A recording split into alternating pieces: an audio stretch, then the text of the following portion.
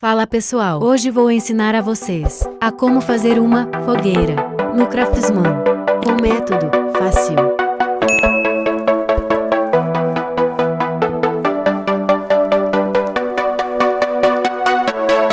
Ela é bem simples.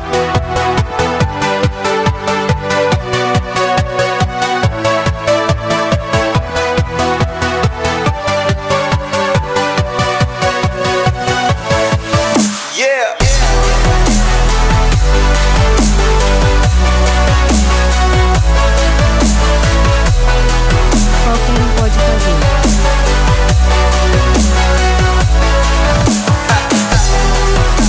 Foi isso pessoal.